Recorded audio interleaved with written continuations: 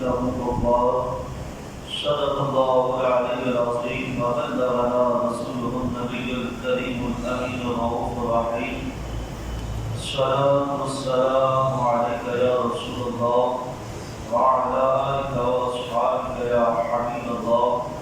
الصلاة والسلام عليك يا شفيع المذنبين وعلى آلك وأصحابك يا رحمة للعالمين. صلى الله تعالى عليه وعلى آله وأصحابه وبارك وسلم. يا صاحب الجمال ويا سيد البشر من وجهك المنير لقد ظفر الخبر. لا يمكن الصلاة كما كان حقه بعد خدا حضرت کوئی قصہ مختصر. بعد الحمد والسلام معظم محتشم حضرات ذیت شام. الحمدللہ ثم الحمدللہ. اللہ رب العزت کا کروڑا شکر و احسان کی جس بات کی نظر میں ہم گنہگاروں کو ماہ رمضان مبارک کی یہ مقدس و باقرت گھڑیاں دیکھنا نصیب فرمائے.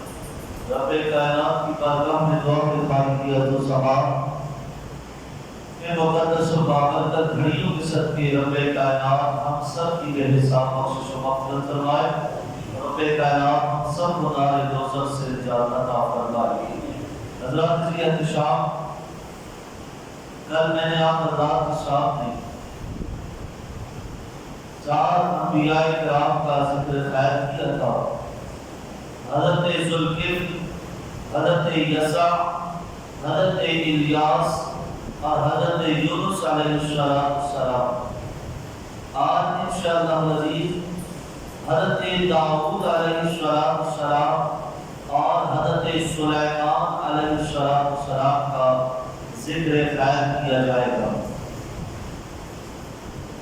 حضرت داؤد علیہ السلام آپ کا دور حضرت موسیٰ علیہ السلام کے دور کے بعد ہے اور حضرت موسیٰ علیہ السلام کے زمانے کے 599 سال کے بعد حضرت داؤد علیہ السلام نبی بنا کر دنیا میں مبعوث فرمائے گئے.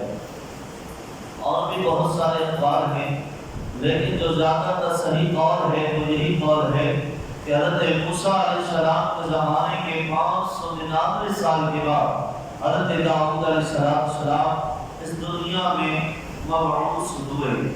حضرت داؤد علیہ السلام اللہ نے آپ کو نبوت بھی عطا فرمائی اور ساتھ میں اللہ نے آپ کو بادشاہت بھی عطا فرمائی. آپ نے 100 سال کی عمر 2200 سال آپ بظاہری حیات میں دنیا میں تشریف فرما رہے اور 100 سالہ زندگی گزارنے کے بعد پھر آپ نے اس دنیا سے ظاہری پردہ فرما کر دار الفنا سے دار البقا کی طرف آپ رحلت فرما رہے.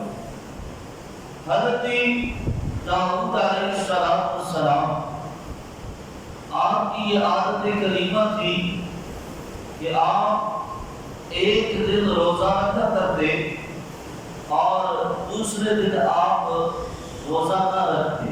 یعنی ایک دن چھوڑ کر دوسرے دن آپ روزہ رکھا کرتے. ایک دن بغیر روزے سے ہوتے، دوسرے دن روزہ دار ہوتے، پھر بغیر روزے سے، پھر روزے کے ساتھ. اور آدھی رات تک حضرت داؤد علیہ السلام اللہ کی عبادت اور ریاضت میں مصروف رہتے. جب رات کا تیسرا حصہ آتا تو آپ تھوڑی دیر کے لیے آرام فرما ہوتے اور رات کے آخری پہر میں آپ دوبارہ اٹھ کر اللہ کی عبادت اور ریاضت میں مصروف ہو کر رب کو راضی کرنے میں، رب کی یاد میں مصروف ہو جاتے. یہ آپ کا معمول تھا کہ آپ ہر ایک دن چھوڑ کر ایک دن کا روزہ رکھا کرتے اور آدھی رات اللہ کی عبادت فرمایا کرتے، اللہ کی یاد میں مصروف رہتے.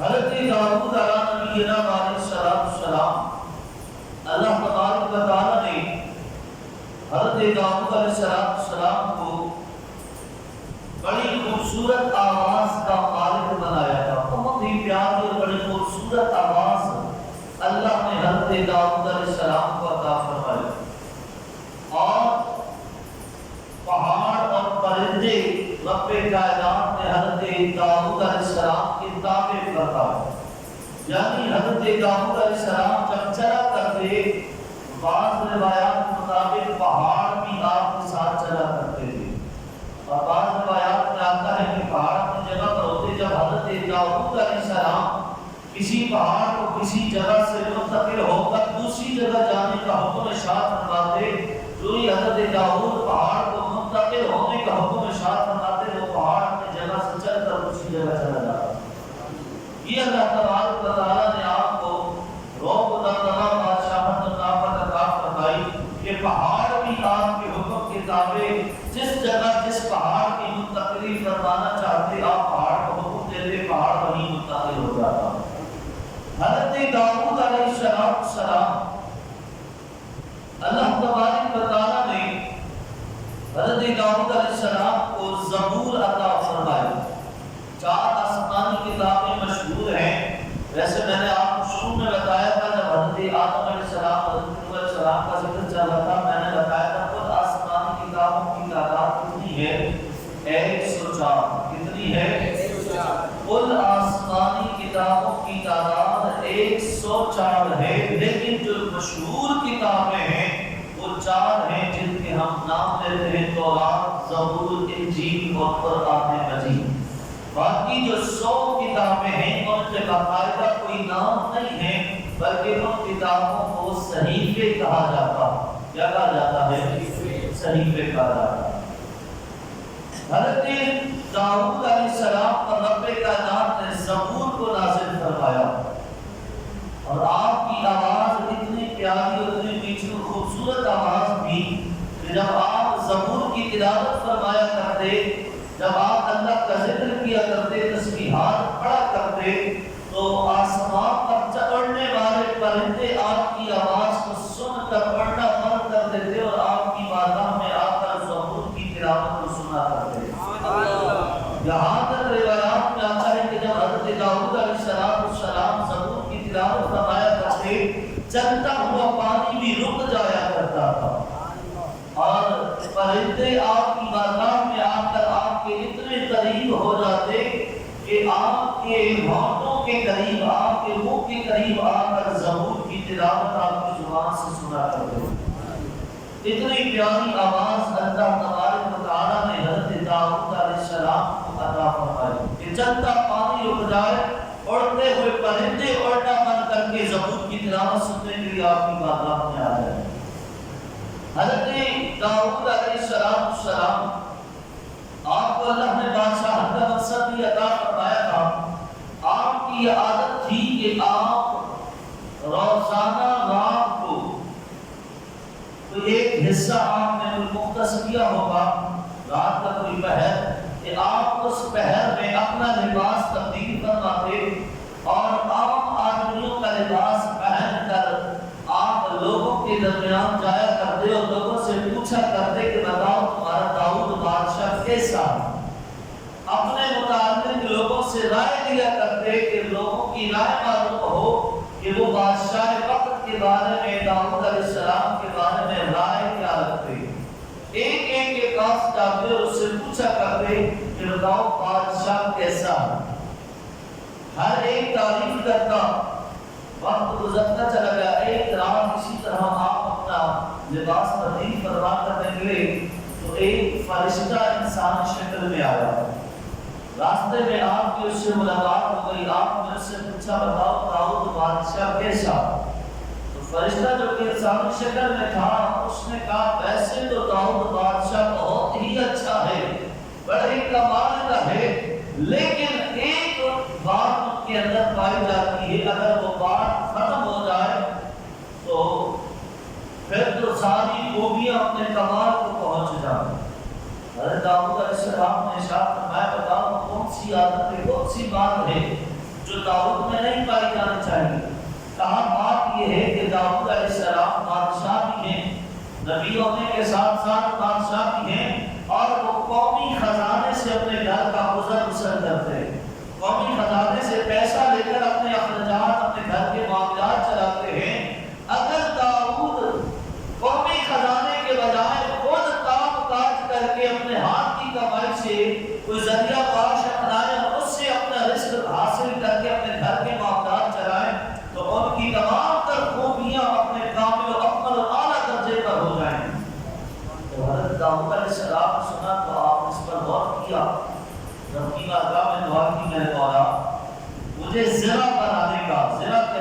جنگی لباس کو، جو لوہے کا لباس جنگ کے درمیان پہنتے ہیں. آج تو میں وہ دور نہیں کہا کہ زرہ پہنی جائے. پہلے کے دور میں جب جنگیں ہوا کرتی تھی، تیر و تلوار کے ساتھ لڑا کرتے تھے، تو وہ ایک جنگی لباس ہوتا تھا، لوہے کا بنا ہوا، تانبے کا بنا ہوا، جو جہاد مجاہد میدان جہاد میں آنے سے پہلے پہنا کرتا تھا تاکہ وہ اپنے جسم کو تلوار تیر کے وار سے بچا سکے. آپ نے رب کائنات کی بارگاہ میں دست سوال بلند کی اور عرض کی میرے مولا مجھے زرہ بنانے کا علم عطا فرما اور اس کے لیے میرے لیے آسانیاں پیدا فرما.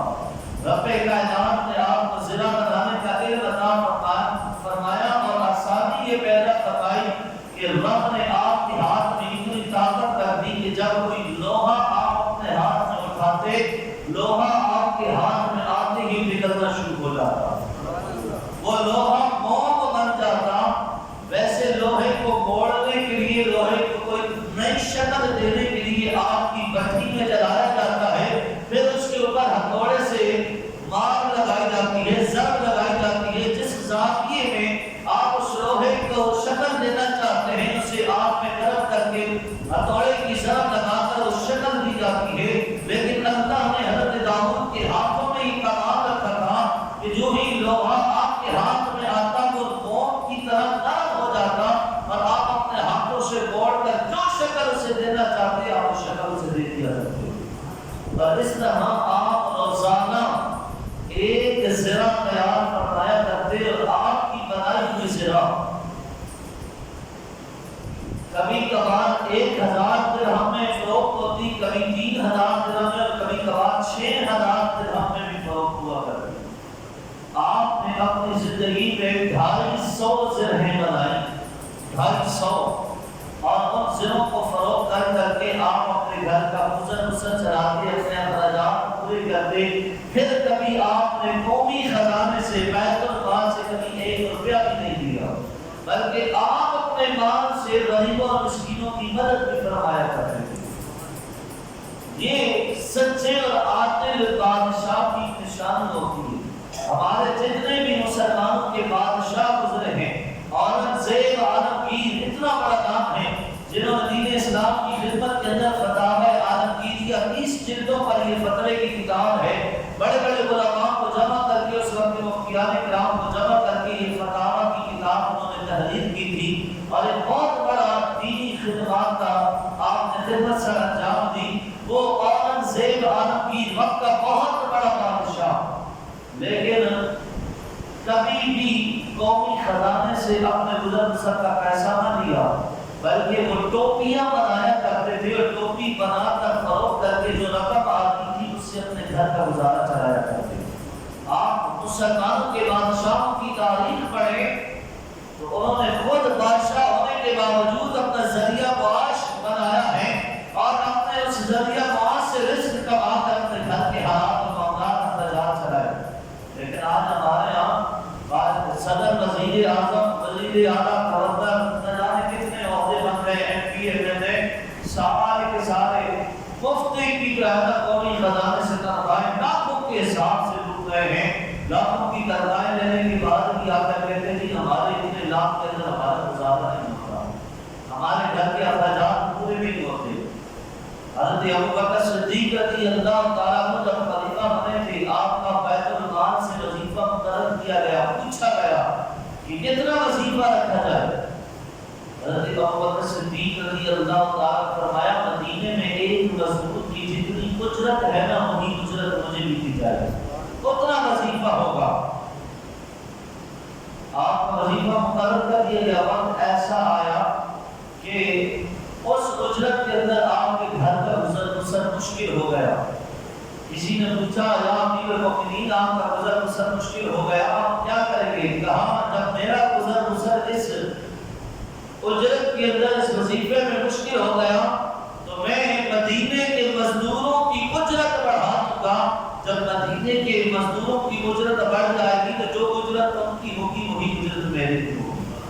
لیکن ہمارے یہاں لوگ نام لیتے ہیں مدینے کی ریاست کا اور غریب بیچارہ 10,000 12,000. لیکن ابھی جو حالت ہے لاک ڈاؤن کی 2 مہینے سے اوپر ہونے کو ہے، غریب بیچارہ بھوکا مر رہا ہے اور ہمارے سیاستدان حکمران ہمارے M P M L A ہر مہینے کی لاکھوں کے حساب سے ایک ایم پی اے کی کم از کم 2.5 سے 3 لاکھ روپے تنخواہ ہے، ایک ایم این اے کی 3.5 لاکھ روپے تنخواہ ہے۔ وزیر اعظم اور صدر صاحب کو اگر سبحان اللہ کیا ہی کہہ رہے ہیں، روزانہ کے قومی خزانے سے ان کے ایک دن کے اخراجات لاکھوں کے اندر ہوتے ہیں، ان کا کھانا پینا، ان کی رہائش، ان کی گاڑی کے اخراجات، سارے معاملات سارا قومی خزانہ کا تھا۔ اور دودھ کی روٹیاں بیٹھ کے کاٹ رہے ہیں، نہ ملک کا کوئی مفاد کا ملک کی جگہ کاٹ کر ان کو برباد کر رہے ہیں۔ حضرت داؤد علیہ السلام زرہیں بنایا کرتے اور زرہیں بنا کر آپ فروخت کیا کرتے اور اس سے جو رقم حاصل ہوتی آپ اس سے اپنے گھر کا گزر بسر فرمایا کرتے۔ آپ کو اللہ طاقت دی تھی کہ آپ کے ہاتھ میں لوہا بھی نرم پڑ جایا کرتا۔ حضرت داؤد علیہ السلام آپ لوگوں کو تبلیغ بھی فرمایا کرتے، بادشاہت کا آپ کا سلسلہ بھی تھا۔ تو اس سلسلے کے اندر کچھ لوگ آپ کے مخالف ہو گئے اور انہوں نے منصوبہ بنایا آپ کو شہید کرنے کا۔ حضرت داؤد علیہ السلام کی عادت تھی کہ آپ نے اپنا ایک دن حکومت کے بادشاہت کے تمام تر معاملات کو دیکھنے کا، لوگوں کے مسئلے مسائل سننے کا آپ نے مقرر فرمایا تھا کہ ایک دن پورا میں بادشاہت کے نظام کو دیکھوں گا، لوگوں کے مسائل سنتا، ان کو حل کرنے کے معاملات اور انتظامات کیے جائیں۔ دوسرا دن آپ نے اپنے گھر کے لیے خاص کیا تھا کہ گھر کے تمام تر معاملات اور انتظامات دیکھے جائیں۔ اور تیسرا دن آپ نے اپنی عبادت کے لیے خاص کیا تھا کہ تیسرے دن بس فقط اللہ کی عبادت اور عبادت ہوگی، اس کے علاوہ کوئی اور کام نہیں ہوگا۔ ہر لمحہ آپ اللہ کی عبادت میں مصروف رہتے۔ آپ نے اس طرح اپنے دن مقرر کروایا۔ اب کچھ لوگوں نے آپ کو قتل کرنے کا منصوبہ بنایا جس دن آپ کی عبادت کرنے کا دن تھا۔ اس دن آپ اپنی اس حجرے کے اندر عبادت فرما رہے تھے، کچھ لوگ آپ کے پاس وہاں موجود تھے۔ اب جنہوں نے قتل کرنے کا منصوبہ بنایا تھا وہ یہ سمجھ رہے تھے کہ آپ شاید کبھی تنہا ہوں گے، اور وہ لوگ دیواریں پھلانگ کر آپ کے حجرے میں داخل ہوئے کہ ہم اندر جا کر جب داؤد اکیلے ہوں گے، کوئی ان کے پاس بھی نہیں ہوگا اور ہم معاذ اللہ انہیں شہید کرنے کا کام تمام کر دیں گے۔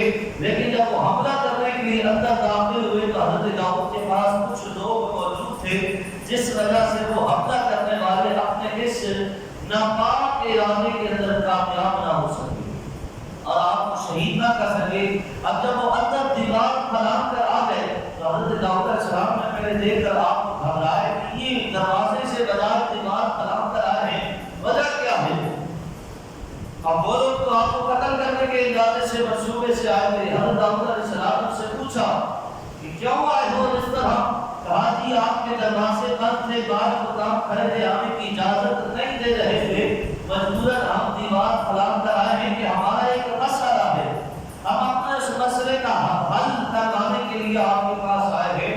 اور ہمارا مسئلہ یہ ہے کہ یہ میرا بھائی ہے، اس کے پاس 99 دمبے ہیں اور میرے پاس ایک دمبا، اس کے پاس 99 دمبے ہیں، میرے پاس ایک دمبا ہے، اور یہ مجھے کہتا ہے کہ اپنا یہ ایک دمبا بھی مجھے دے دے تاکہ میرے 100 دمبے پورے ہو جائیں اور تو اس طرح اس کی دیکھ بھال سے آزاد ہو جائے گا، میں تیرے سے ایک دمبے کی بھی اچھی طرح دیکھ بھال اور حفاظت کروں گا۔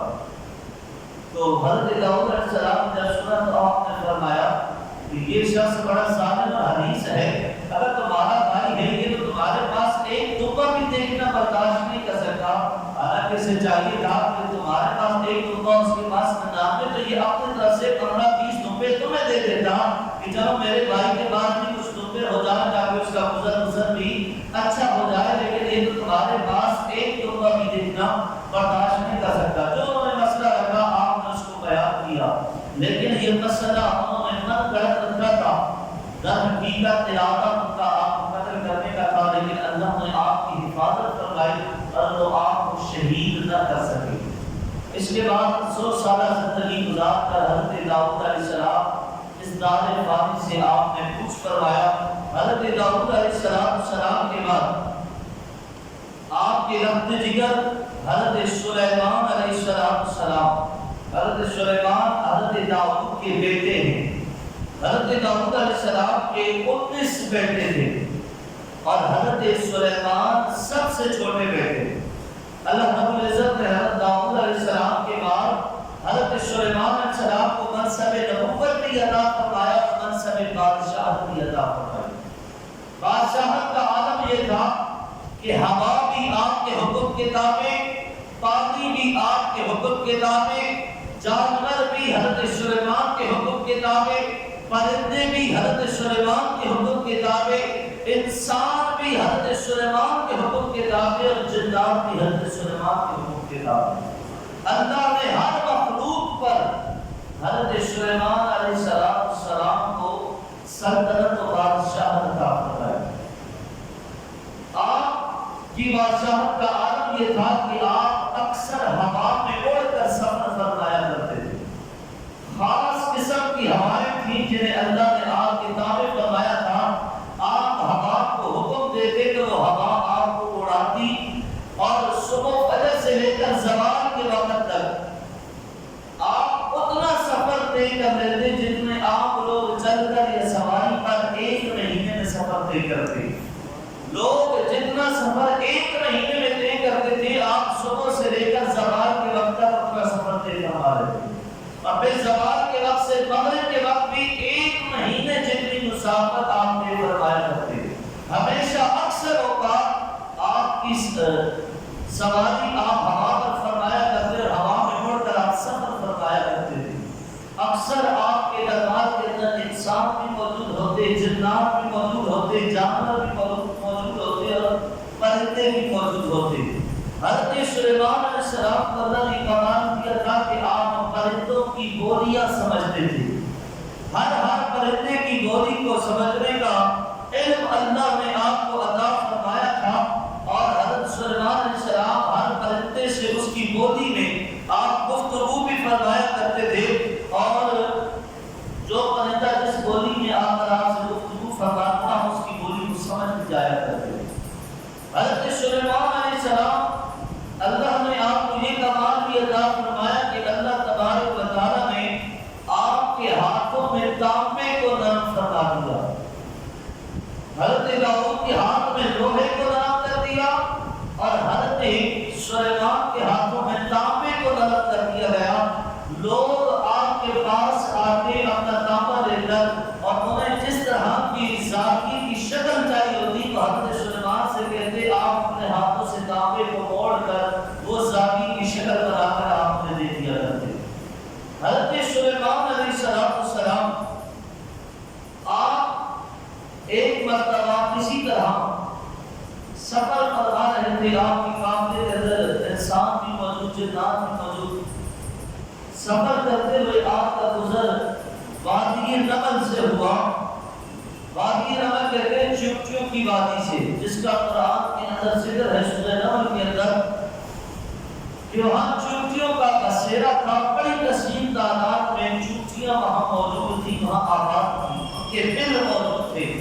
حضرت سلیمان علیہ السلام کا جب قافلہ آپ کا جب اس طرف سے آپ کا گزر ہوا، چونٹیوں کی ایک ملکہ تھی، اس نے جب حضرت سلیمان کے لشکر کو آتا ہوا دیکھا، ابھی حضرت سلیمان کا لشکر 3 میل دور تھا، 3 میل دور تھا، 3 میل دور سے چونٹیوں کی ملکہ نے حضرت سلیمان کے لشکر کو آتے ہوئے دیکھ لیا اور دیکھتے ہی اس نے چونٹیوں سے کہا کہ اے چونٹیوں جلدی کرو، اپنے پیروں میں داخل ہو جاؤ، حضرت سلیمان کا لشکر آ رہا ہے، کہیں ایسا نہ ہو وہ بے احتیاطی میں غفلت کے اندر تمہیں کچلتے ہوئے یہاں سے چلے جائیں، لہذا ان کے آنے سے پہلے تم اپنے پیروں میں داخل ہو جاؤ۔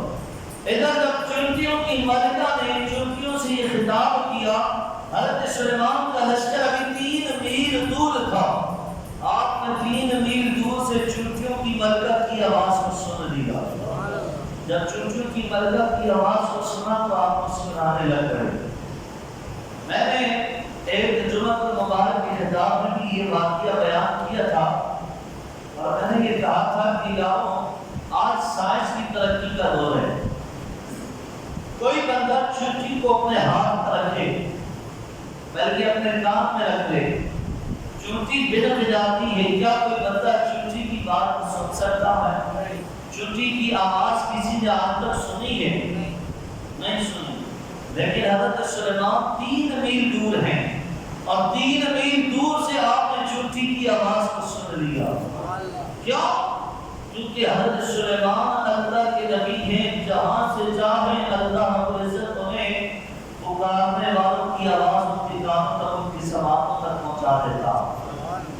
جب حضرت سلیمان علیہ السلام 3 میل دور سے ایک چونٹی کی آواز جسے دانت کوشش کر کے بھی کوئی نہیں سن سکتا، 3 میل دور سے آپ نے اس کی آواز کو سنا بھی صحیح، وہ کہہ کیا رہی ہے، آپ نے اس کی ساری بات کا سماعت فرمایا، تو کیا ہمارے نبی کریم علیہ السلام تسلیم ہم گناہگاروں کی آواز کو ہمارے درود و سلام کو نہیں سن سکتے؟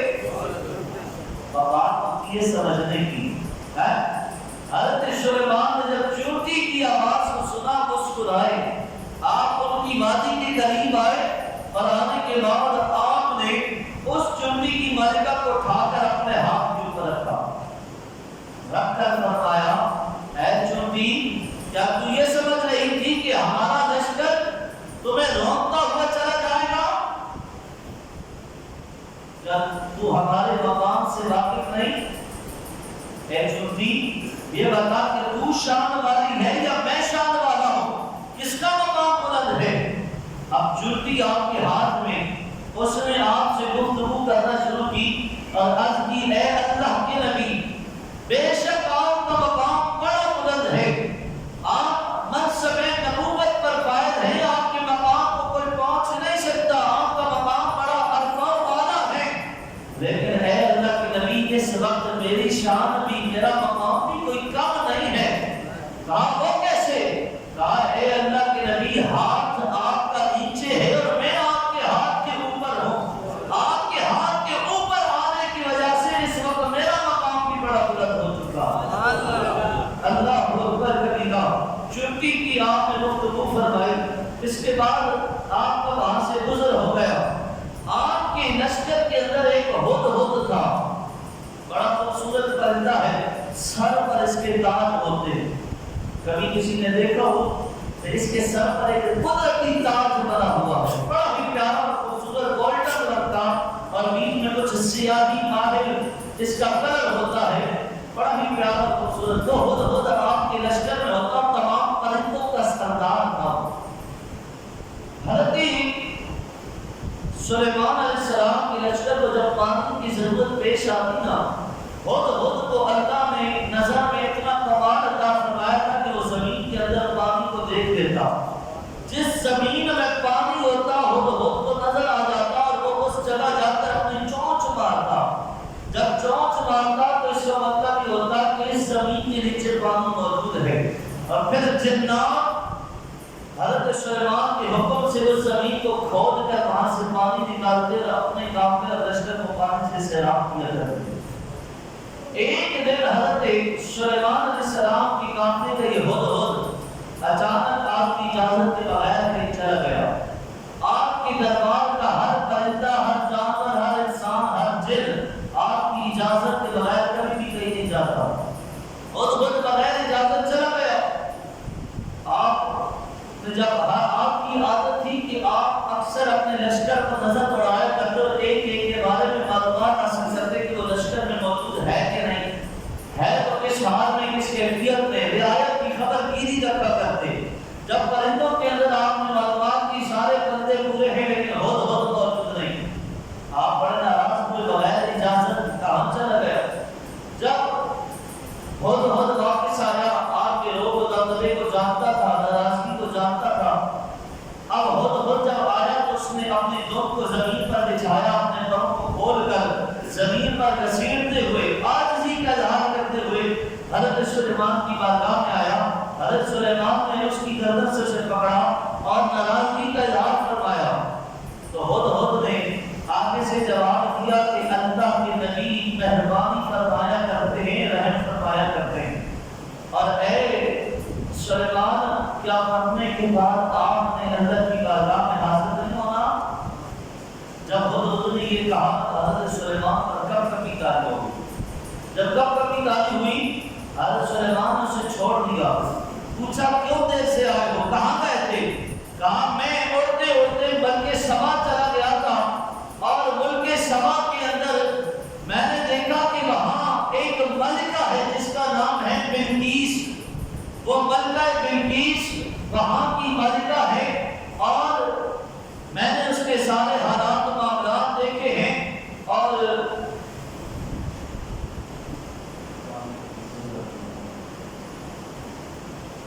ملکہ بلقیس وہاں کی ملکہ ہے. یمن کے اندر سبا کا شہر ہے اور اس کا ایک بہت بڑا محل ہے اور اس محل کے اندر 7 دروازے ہیں, بڑے بڑے 7 کمرے ہیں. ایک کمرے کے اندر دوسرا کمرہ, اس کے اندر دوسرا کمرہ, تیسرا کمرہ, چوتھا کمرہ, 7 کمرے ہیں اور 7ویں کمرے کے اندر اس ملکہ بلقیس کے بہت بڑا تخت رکھا ہوا اور اس تخت کی جو اونچائی ہے, جو اس کی لمبائی ہے وہ تقریباً 80 ذراع ہے. اس کی جو اونچائی ہے وہ 40 ذراع ہے اور اس کی جو موٹائی ہے وہ 30 ذراع ہے. غالباً ایک ذراع کے اندر 3 فٹ آتے ہیں.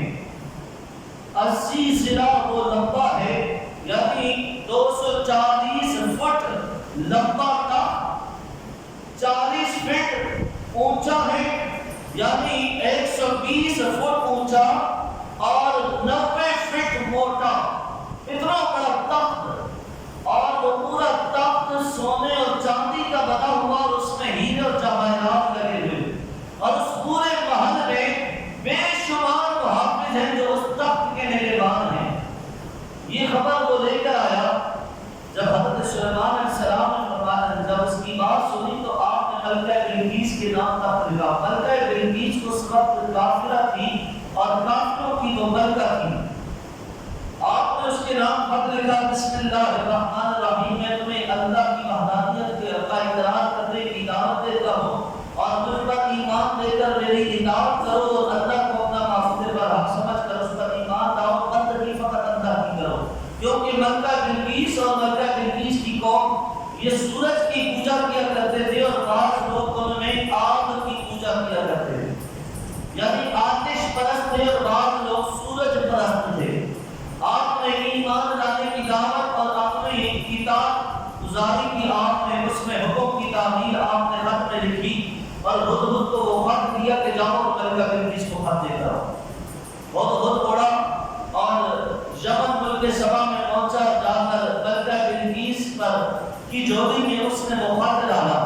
ملکہ بلقیس نے جب خط پڑھا اپنی قوم کے سردار کو بلایا, بتایا کہ اس طرح خط آیا ہے سلیمان علیہ السلام کا اور انہوں نے اس طرح کی دعوت دی ہے, تو کیا کیا جائے؟ قوم نے کہا اے ملکہ ہمارے پاس بہت بڑا جنگجو لشکر بھی ہے, جنگ کے ساز و سامان بھی موجود ہے, ہمیں ڈرنے کی ضرورت نہیں. اگر سلیمان ہم پر بادشاہ ہونے کی وجہ سے اگر چڑھائی کریں گے, آپ نے لکھا کہ اگر تم میرے حکم کی تعمیل نہیں کرو گے تو میں تم پر چڑھائی کر دوں گا اور تمہارے لشکر کو تہس نہس کر کے رکھ دوں گا.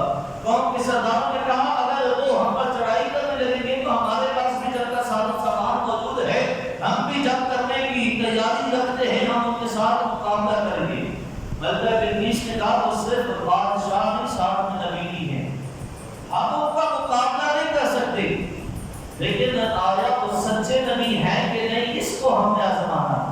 اگر وہ سچے نبی ہیں تو پھر تو ہم ان کا کلمہ پڑھ کر ان کا ایمان لے کر آئیں گے, اور اگر وہ سچے نبی نہ ہوئے تو ہم اپنے مذہب پر قائم رہیں گے. اب قوم کے سردار نے کہا ہم کس طرح ہم نے آزمائیں کہ وہ سچے نبی ہیں کہ نہیں. ملکہ بلقیس نے کہا ہم ان کے پاس بہت سارا چاندی سونا غلام کنیزے ہدیے کے طور پر بھیجیں گے.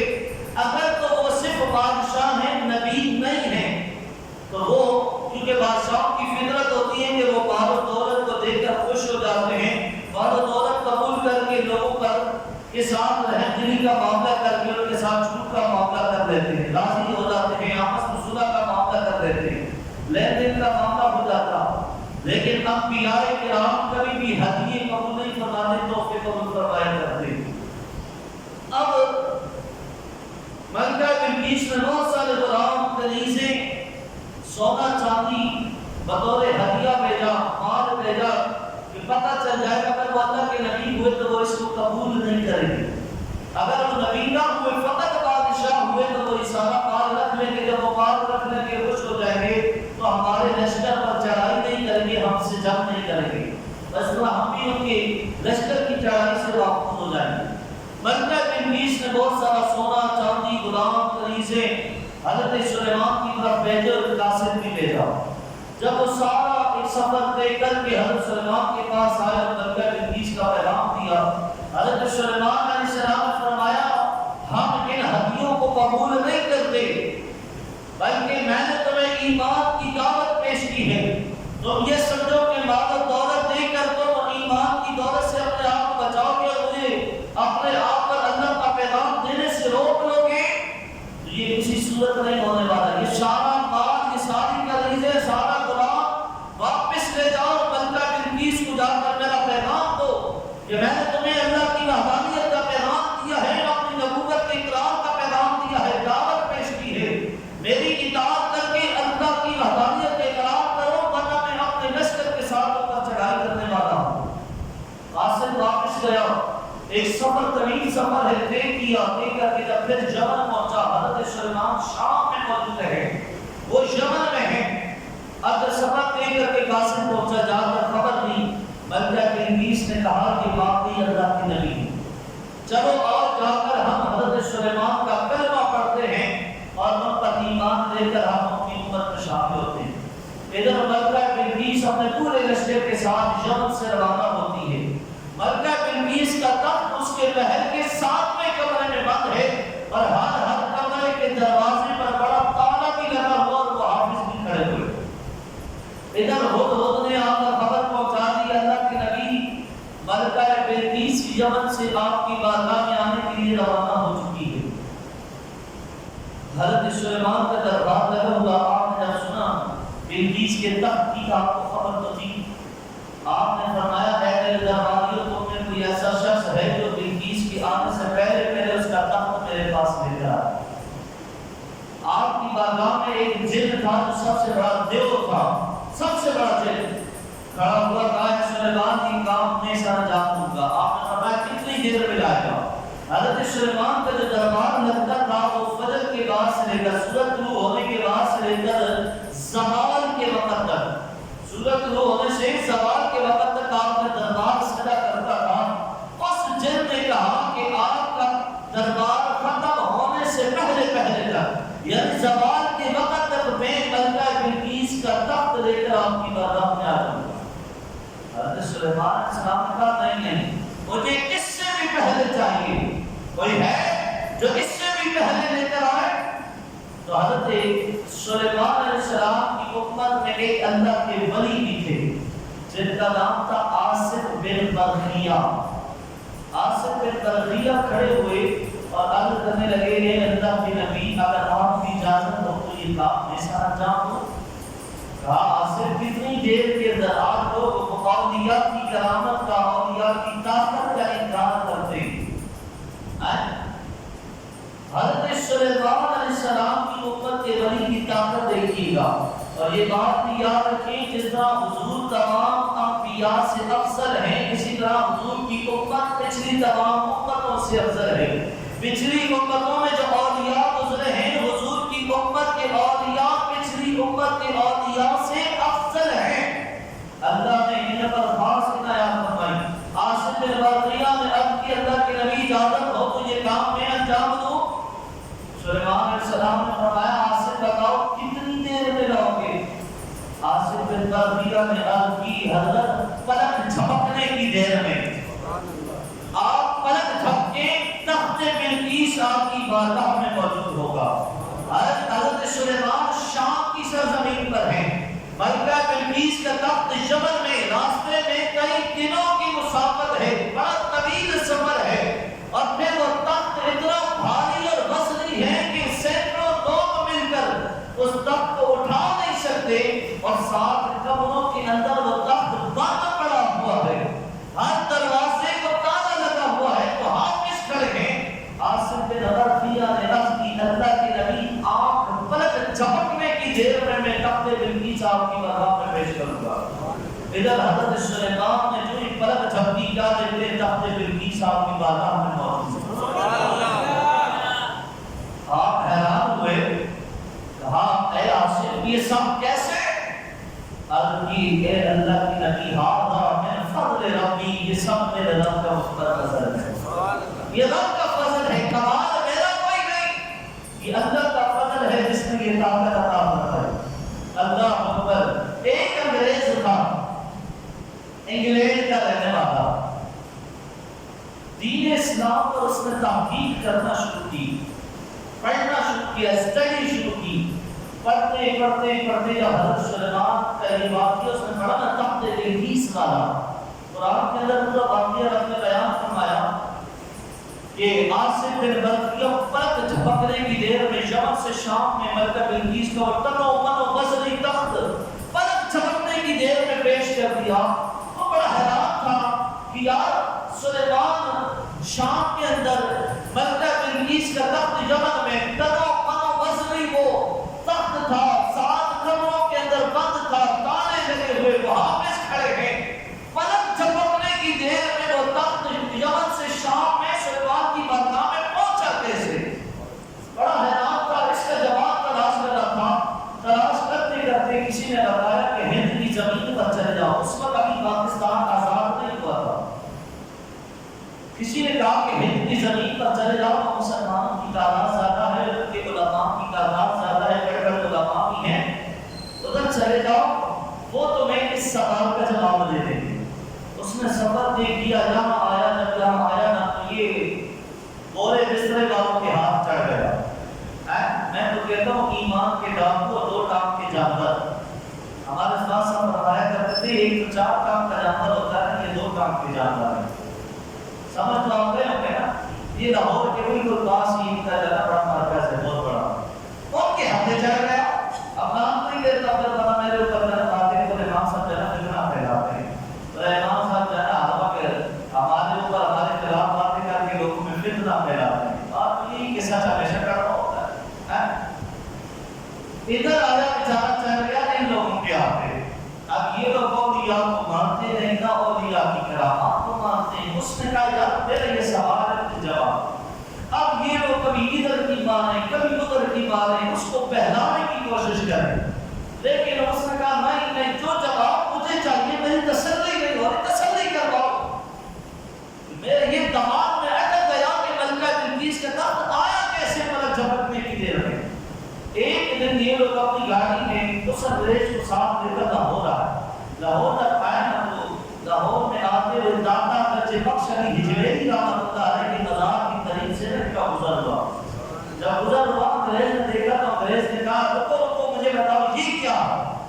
کہا نہیں نہیں، یہاں تو شرک ہوتا، بدعت ہوتی ہے، یہاں تو لوگ شرک کرتے ہیں، بہت ساری بدعتیں ہوتی ہیں۔ انگریز نے کہا اچھا؟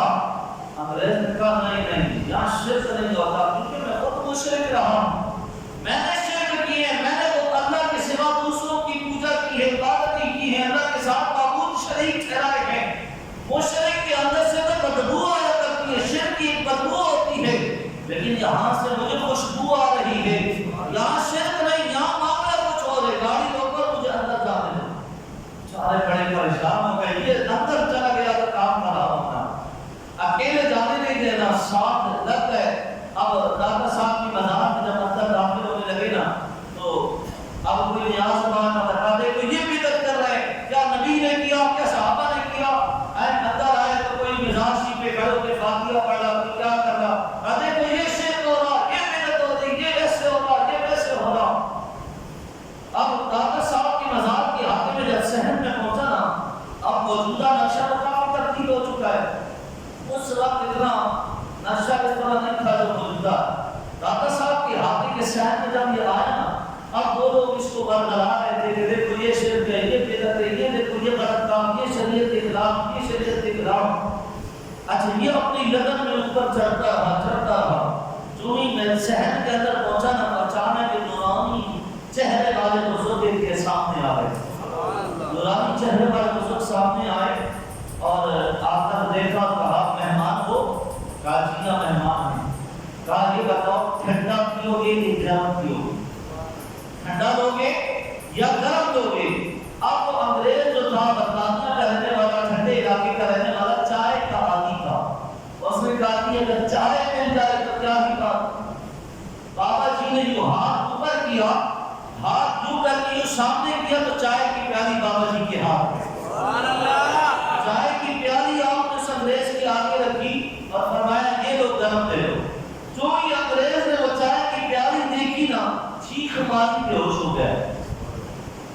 ہوش ہو گیا، تھوڑی دیر بعد ہوش میں آیا، یہ اور کام کے جانا صاحب بیٹھے، کیوں بے ہوش ہو گئے، کیا ہوا تمہیں، ایسا کیا دیکھ لیا تم نے جو بے ہوش ہو گئے؟ کہا تم نے وہ نہیں دیکھا جو میں نے دیکھ لیا۔ کہا میں اتنے عرصے سے یہ سوال لے کر گھوم رہا تھا کہ مکہ بلقیس کا تخت پلک جھپکنے کی دیر میں یمن سے شام آیا کیسے؟ تم سے بھی کرتا رہا لیکن جواب کوئی نہ دے سکا۔ یہاں اس جگہ میں آیا، اس مزار پر آیا، میں نے سوال رکھا نہیں، بابا نے آ کر پیالی سامنے لا کر میرے اس سوال کا مجھے جواب دے دیا۔ کہا کیسے؟ انگریز کہنے لگا یہ پیالی دیکھ رہے ہو؟ کہا ہاں دیکھ رہے ہیں۔ کہا یہ پیالی کوئی عام پیالی نہیں، یہ برطانیہ میں میرے گھر کی پیالی ہے جس کے اندر میں چائے پیا کرتا تھا۔ وہ بابا یوں پلک جھپکنے میں پیالی برطانیہ کی میرے گھر کی میرے سامنے لا کر انہوں نے مجھے بتلا دیا، بیٹا جس طرح پلک جھپکنے میں تیرے گھر کی پیالی تیرے سامنے ہند کی زمین میں لے آیا، اسی طرح آصف بن برقیہ نے بھی مکہ بلقیس کا تخت یمن سے شام میں لے کر آیا۔ سبحان اللہ، اللہ اکبر، یا رسول اللہ، اللہ اکبر۔ اب اس انگریز نے کہا بولا تو حالات میرا ساتھ ختم ہو گیا، بابا سے سوال کیا نہیں، بابا نے دل کا حال معلوم کر کے پیالی پیش کر کے میرا بڑا مسئلہ حل کر دیا۔ اب پھر وہ انگریز ایمان لے کر آیا، کلمہ پڑھ کر مسلمان ہوا، داتا صاحب کی مزار کا مجاور بنا۔ داتا صاحب کی مزار کا جو سب سے بزرگ مجاور تھا، ایک دن اس انگریز نے اس مجاور کو پکڑ کر کہا بابا مجھے وہ راز کی بات بتاؤ، وہ بابا تھے کون جنہوں نے وہ پیالی پیش کر کے میرا مسئلہ حل کیا تھا؟ کہا کہ جن کے مزار کا آج تو مجاور بنا ہے نا وہی داتا قدر بخش تھے جنہوں نے تجھے ایمان کی دولت سے سرفراز۔ سبحان اللہ، یارو اللہ کے ولی دنیا سے جانے کے بعد بھی لوگوں کی اس طرح مدد کیا کرتے ہیں۔ بشرطے کہ ایمان ہونا چاہیے، یقین ہونا چاہیے، عقیدہ ہی نہیں، یقین ہی نہیں، تو جب گندگی دل میں بھر کر جاؤ گے نا تو پھر ایک بولو کہ ولی کے بازار سے کچھ بھی نہیں ملتا۔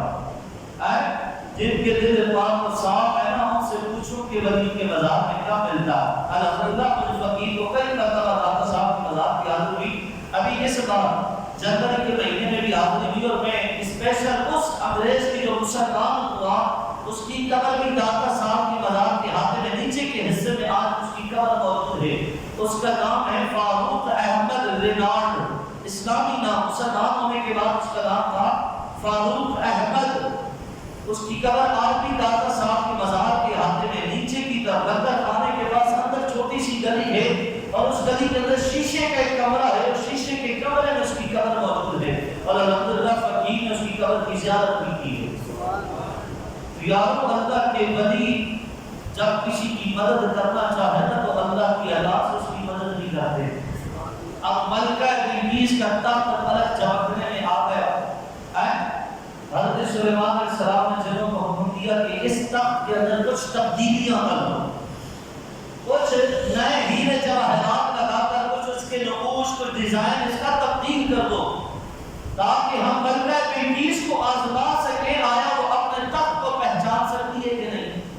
تبدیلی کر دی گئی، ملکہ بلقیس ایک طویل مسافت طے کرنے کے بعد جب حضرت سلیمان کی بارگاہ میں پہنچی، حضرت سلیمان علیہ السلام نے فرمایا اے ملکہ بلقیس کیا اس تخت کو پہچانتی ہو؟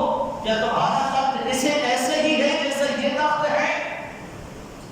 جب ملکہ بلقیس نے تخت دیکھا، حالانکہ اس تخت میں تبدیلیاں کر دی گئی، لیکن ملکہ بلقیس بڑی سمجھدار، بڑی ذہین تھی، اور سے تخت کو دیکھا، دیکھنے کے بعد کہا اللہ کے نبی یہی تو میرا تخت ہے، لیکن یہ یہاں کیسے آیا؟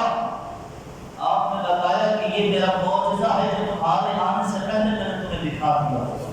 ملکہ بلقیس نے جب آپ نے معجزہ دیکھا، اور اس کے بعد حضرت سلیمان نے بلقیس کے آنے سے پہلے ایک شیشے کا آپ نے محل تیار کروایا جنوں سے، آپ اپنے اکثر کام جنات سے کروایا کرتے، کنویں بھی کھدوایا کرتے، بڑی بڑی عمارتیں بھی بنوایا کرتے، شیشے کا محل بنوایا، شیشے کا، اور اس شیشے کے محل کے نیچے پانی بھی تھا، اور اس پانی میں مچھلیاں بھی تھیں، اور اوپر شیشے کا محل، اور اس محل کے بالکل درمیان میں ملکہ بلقیس کا تخت تھا۔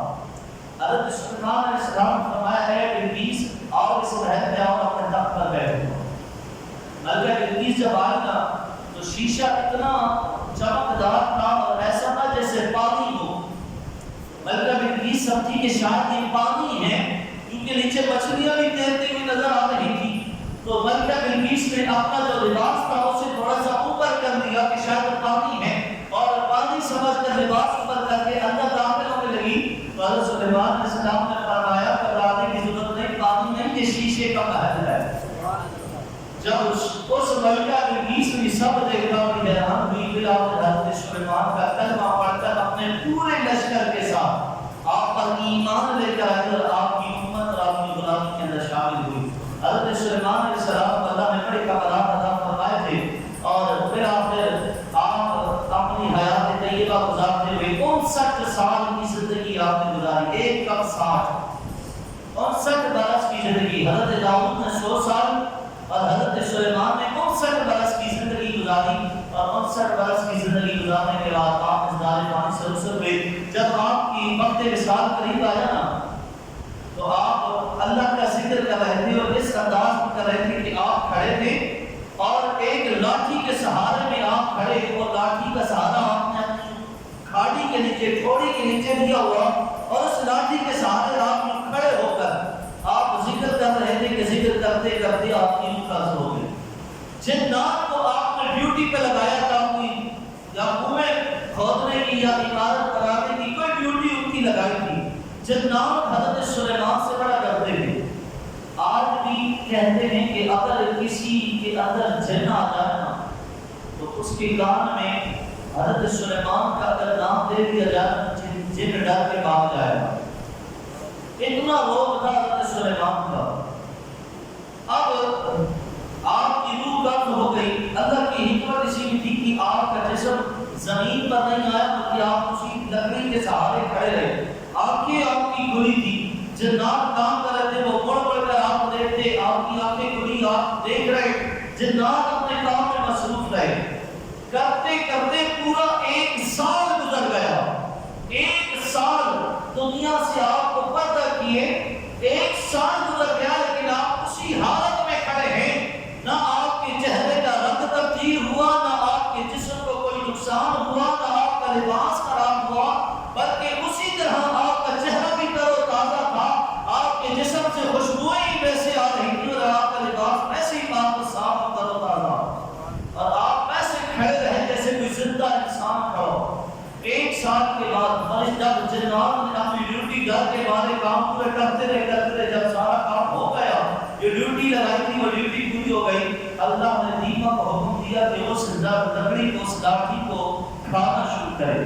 اس دیمک نے اس لکڑی کو کھانا شروع کیا. پھر آپ نے جو لکڑی کھوکھلی ہوئی، حضرت سلیمان کا وہ سہارا برداشت نہ کر سکی اور آپ زمین پر آئے تو پتہ چلا کہ حضرت سلیمان کو کب کی دنیا سے رخصت ہو گئے. لیکن آپ کا روح دبدبا اتنا تھا کہ دنیا سے جانے کے بعد بھی جنات آپ کے روح سے کام کرتے رہے اور 1 سال آپ کا جسم مبارک اسی حالت میں کھڑا رہا. لیکن آپ کے جسم کو حالانکہ آپ دیکھیں کسی کا انتقال ہو جائے 2 دن 3 دن اگر اس کی لاش رکھی جائے تو اس میں بدبو پیدا ہو جاتی ہے، جسم کی حالت تبدیل ہونا شروع ہو جاتی ہے. لیکن اللہ کے نبیوں کا نہ تو جسم تبدیل ہوتا ہے نہ حالت خراب ہوتی ہے، بلکہ انبیاء کا جسم تر و تازہ رہتا ہے. اور جب وہ اپنی قبروں میں جاتے ہیں تو اللہ ان کی روحیں ان کے جسموں میں لوٹا دیتا ہے اور وہ اپنی قبروں میں پھر زندہ حیات ہوتے ہیں. لیکن ہم ان کی زندگی کے بارے میں شعور نہیں رکھتے. اس طرح حضرت سلیمان علیہ السلام کے دور کا بھی اختتام ہوا. اللہ کے ذی شان ماہ رمضان مبارک کا مقدس مبارک مہینہ ہے. دوسرا عشرہ اپنے اختتام کی جانب، 17واں روزہ اپنی آخری لمحات کی جانب گامزن ہے. پھر اس کے بعد 3 دن کے بعد عشرہ جہنم سے آزادی، کیونکہ ماہ رمضان کا آخری عشرہ بڑی تیزی کے ساتھ دن گزرتے چلے جا رہے ہیں. اور آپ جانتے ہیں کہ ماہ رمضان کے آخری عشرے میں خوش نصیب اللہ کے گھر کے مہمان بن کے اعتکاف کی سعادت حاصل کرتے ہیں. انشاءاللہ العزیز حسب ثابت اس سال بھی ہماری مسجد میں اعتکاف کرنے والوں کے لیے انتظام ہے. جو حضرات اعتکاف کرنے کے خواہش مند ہوں ہماری مسجد میں، وہ 20ویں روزے سے پہلے مجھ سے ملاقات کر کے اپنا نام مجھے لکھوا سکتے ہیں. کچھ شرائط ہیں شرائط میں ان پر پیش کروں گا، اگر وہ شرائط پر عمل کر سکیں گے تو ہمارے پاس آئیں ضرور، ہم لبیک کہیں گے، اور اگر شرائط پر عمل نہیں کر سکتے تو پھر آپ کسی اور جگہ تشریف لے جائیے گا، ہمارے پاس پھر ایسے لوگوں کی بیٹھنے کی جگہ نہیں ہوگی۔ اور انشاءاللہ اللہ نے چاہا، کیونکہ ہمارے ہاں اکثر اوقات ایسے ہوتا ہے کہ اکثر مساجد میں اعتکاف کے اندر لوگ برائے نام اعتکاف کرتے ہیں، آرام کرنے کے لیے، کھانے پینے کے لیے، بس ہر وقت سوتے رہیں گے، کھاتے پیتے رہیں گے۔ جو دوست 10-15 دن ملاقات نہیں کرتے وہ اعتکاف میں صبح و شام آ کر بیٹھ کر کچہریاں لگا رہے ہوتے ہیں، اور کچھ ایسے شرارتی اور فسادی لوگ بھی اعتکاف میں بیٹھتے ہیں جو اپنا اعتکاف بھی خراب کرتے ہیں اور دوسروں کا اعتکاف بھی خراب کرتے ہیں۔ یہ بات یاد رکھیے، میں اپنی مسجد کے اندر کسی شرارتی اور کسی فسادی انسان کو اعتکاف کرنے کی اجازت کسی صورت نہیں دوں گا۔ یہ بات میں اگر اعلان کر رہا ہوں، اگر اعتکاف کے اندر کسی بندے نے شرارت کی یا کوئی فسادی حرکت کی، میں اسی وقت اعتکاف سے اٹھا دوں گا۔ آپ اعتکاف میں آئیں، اعتکاف کا مقصد ہے اللہ سے لو لگانا، اپنے نفس کو مٹا کر عاجزی کے ساتھ رب کی بارگاہ میں آ کے رب کی بارگاہ میں اپنے آپ کو پیش کرنا۔ آپ نے اپنا اعتکاف سنبھالنا ہے، دوسروں کے اعتکاف کی آپ کو فکر کرنے کی ضرورت نہیں۔ جو آپ کا نگران ہوگا، یہ ذمہ داری اس کی ہے کہ وہ سارے اعتکاف والوں کو کیسے سنبھالتا ہے، لیکن جو دیگر اعتکاف والے ہیں انہیں اپنے اعتکاف کی فکر کرنی ہوگی کہ ہم اپنا اعتکاف کیسے گزاریں۔ آپ رب کو راضی کرنے آئے ہیں، رب کو راضی کریں، رب کو منائیں، یہ آپ کے ہاتھ میں کہ آپ رب کو کس طرح مناتے ہیں۔ اعتکاف کا مقصد رب کو منانا ہے، رب کو راضی کرنا ہے۔ بہت سے لوگ ایسے ہوتے ہیں جو اعتکاف میں آتے ہیں اور ایسی حرکتیں کرتے ہیں جس سے رب کو ناراض کرنے والے معاملات ہوتے ہیں۔ مسجد کے آداب و تقدس کو پامال کیا جاتا ہے۔ یہاں میں اکثر یہ بات کرتا ہوں، خدایا آپ اعتکاف کرنے رہیں گے رب کو منانے کے، ایسا نہ ہو جب آپ اعتکاف کرنے آ رہے تھے اللہ آپ سے اس وقت راضی تھا، لیکن جب آپ 10 دن کا اعتکاف کر کے یہاں سے جانے لگے تو ایسا نہ ہو کہیں رب آپ کی حرکتوں کی وجہ سے آپ سے ناراض نہ ہو جائے۔ اعتکاف کرنے کی جب ارادہ اور نیت کریں تو پھر نیت یہ ہو کہ میں نے اپنے اعتکاف کو سنبھالنا ہے اور میں نے رب کو منانا ہے۔ دوسرا کیا کر رہا ہے مجھے اس سے پرواہ کوئی نہیں ہوگی، میرا نگران جو حکم دے گا میں نے اس کے حکم کی تعمیل کرنی ہے، اور رب کو منانے کے لیے میں نفل پڑھ سکتا ہوں، میں قضا نمازیں پڑھ سکتا ہوں، میں قرآن کی تلاوت کر سکتا ہوں، استغفار اور تسبیحات پڑھ سکتا ہوں، جو کر سکتا ہوں وہ بندہ وہ کر کے رب کو منانے کی کوشش کرے گا۔ اس کا نام اعتکاف ہے، نہ کہ یہاں آ کر آرام سکون سے سوتے رہے، دن بھی سو کی گزارے، رات بھی سو کی گزارے، کھایا پیا، کچہریاں لگائی، موبائل استعمال کیے اور پھر سو گئے، بس 10 دن اعتکاف کیا جائے، اس کو اعتکاف نہیں کہتے۔ تو جو حضرات صحیح معنوں میں اعتکاف کرنے کی خواہش مند ہوں، میری کچھ شرائط ہوتی ہیں۔ اگر آپ اعتکاف میں بیٹھنے کی خواہش مند ہوں مجھ سے آپ کا رابطہ کریں، شرائط میں آپ کو پیش کروں گا، منظور ہوں تو لبیک ہے، ورنہ آس پاس مساجد بہت ہیں جہاں آپ کے لیے آسانی ہو وہاں آپ اعتکاف کر سکتے ہیں۔ اللہ نے چاہا تو انشاءاللہ العزیز میں خود بھی اس سال پھر 10 روزہ اعتکاف کی سعادت آپ حضرات کے ساتھ حاصل کروں گا۔ اللہ کو منظور ہوا، اللہ رب العزت ہماری عبادات اپنی بارگاہ میں منظور فرمائے۔